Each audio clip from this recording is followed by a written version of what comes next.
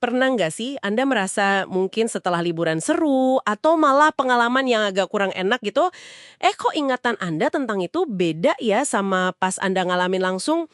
Atau gini deh, kenapa pengalaman yang singkat tapi akhirnya nggak enak, itu rasanya lebih nempel gitu dibanding pengalaman panjang yang ya ujungnya sih lebih baik? Nah, iya kan. Sering banget kita ngerasain itu. Hari ini kita mau coba bedah nih, satu konsep yang menarik banget dari bab 35 materi kita, dua diri. Ada diri yang mengalami, sama diri yang mengingat. Betul sekali. Dan kalau kita lihat dari sumbernya ya, kedua diri ini seringkali nggak sejalan kita. Malah yang namanya diri pengingat ini, dia yang sering jadi bosnya pas kita nilai sebuah pengalaman. Bahkan bisa ngaruh ke keputusan kita nanti loh. Yuk kita coba telusuri bareng-bareng ya. Kenapa bisa gini dan apa dampaknya buat cara Anda memaknai ya bahagia atau sedih dalam hidup Anda. Oke. Dua diri, diri pengalami dan diri pengingat, bisa dijelasin sedikit nggak bedanya apa sih? Jadi gini sederhananya, ada diri kita yang hidup saat ini, detik ini juga. Dia yang ngerasain sensasi sakit atau seneng ya sekarang. Kalau ditanya, sakit gak sekarang? Nah dia yang jawab. Ini namanya diri pengalami. Terus ada diri kita yang lain yang tugasnya kayak nyimpen cerita, ngasih rapor lah gitu setelah kejadiannya selesai. Dia yang jawab pertanyaan secara keseluruhan, gimana sih rasanya? Ini diri pengingat. Oke. Paham. Diri pengalami itu yang live, saat itu juga, diri pengingat itu yang bikin rangkuman setelahnya. Tapi tadi dibilang diri pengingat ini yang dominan, gimana ceritanya? Nah, ini bagian serunya. Diri pengingat ini sering banget ngambil alih pas kita mau ngambil keputusan. Dan kadang, keputusannya itu kelihatan nggak masuk akal buat si diri pengalami. Contoh paling klasik dari sumber kita itu eksperimen tangan dingin. Coba deh Anda bayangin ikut eksperimen ini. Eksperimen tangan dingin, gimana tuh? Jadi ada dua sesi. Sesi pertama, Anda diminta rendam tangan di air dingin yang wah nggak nyaman banget lah pokoknya. Tapi sebentar aja. Pas rasa sakitnya lagi di puncak-puncaknya, tangan Anda langsung diangkat. Nah, sesi kedua direndamnya lebih lama, di air dingin yang sama persis. Tapi, ada tapinya nih. Di detik-detik terakhir, ditambahin sedikit air yang agak hangat. Jadi, pas selesai, rasa sakitnya agak reda gitu. Nggak langsung berhenti pas lagi sakit-sakitnya. Kalau saya disuruh ulang sih kayaknya mending yang pertama aja deh. Lebih cepat selesai sakitnya kan? Logisnya gitu. Nah, itu dia. Kita mikirnya gitu, tapi hasilnya justru aneh. Kebanyakan peserta malah milih mau ngulang sesi yang lebih lama. Heh, kok bisa lebih lama sakitnya kok malah dipilih? Iya, karena diri peningat mereka itu, dia nggak ngerekam keseluruhan durasi sakitnya.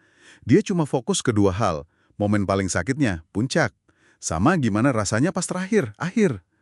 Karena sesi kedua berakhir dengan rasa sakit yang agak mendingan, diri peningat nganggapnya lebih baik atau kurang traumatis dibanding sesi pertama yang berhenti pas lagi sakit banget. Astaga, jadi berapa lama kita ngerasain sakit itu kayak nggak terlalu penting buat ingatan kita ya. Yang penting ujungnya gimana. Tepat, ini namanya pengabaian durasi. Berapa lama suatu pengalaman berlangsung itu seringkali nggak signifikan buat diri peningat kita. Dan yang kedua itu aturan puncak akhir. Ingatan kita itu sangat dipengaruhi sama momen paling intens dan momen terakhirnya. Jadi, ya diri pengalami mungkin menderita lebih lama di sesi kedua, tapi diri peningat yang akhirnya milih berdasarkan ingatan yang bisa dibilang agak bias ini.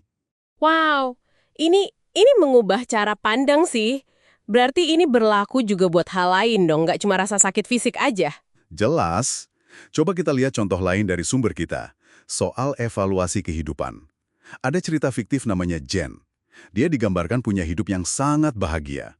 Terus di akhir hidupnya, ditambahin 5 tahun ekstra yang cukup menyenangkan aja, nggak sebahagia sebelumnya.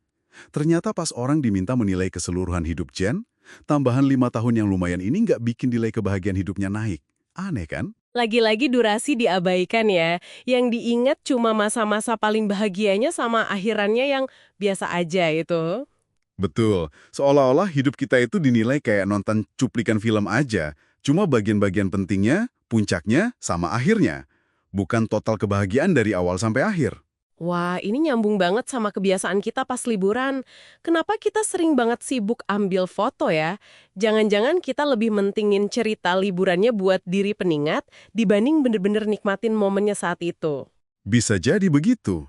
Sumber kita kan sampai nanya, gimana kalau setelah liburan, semua foto dan ingatan Anda dihapus total?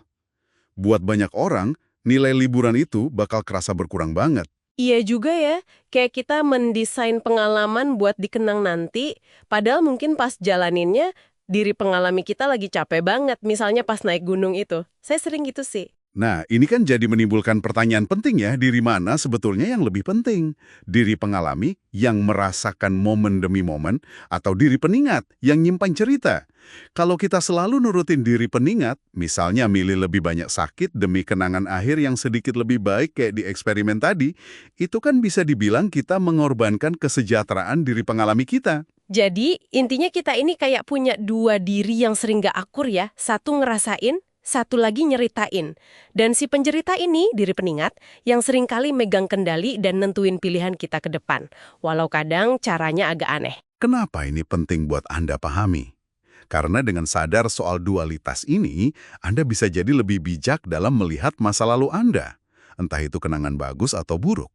Anda juga bisa lebih hati-hati pas bikin keputusan di masa depan.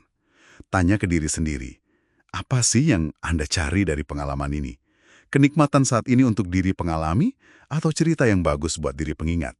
Ini menantang kita buat mikir ulang, apa sih arti bahagia dan hidup yang bermakna itu?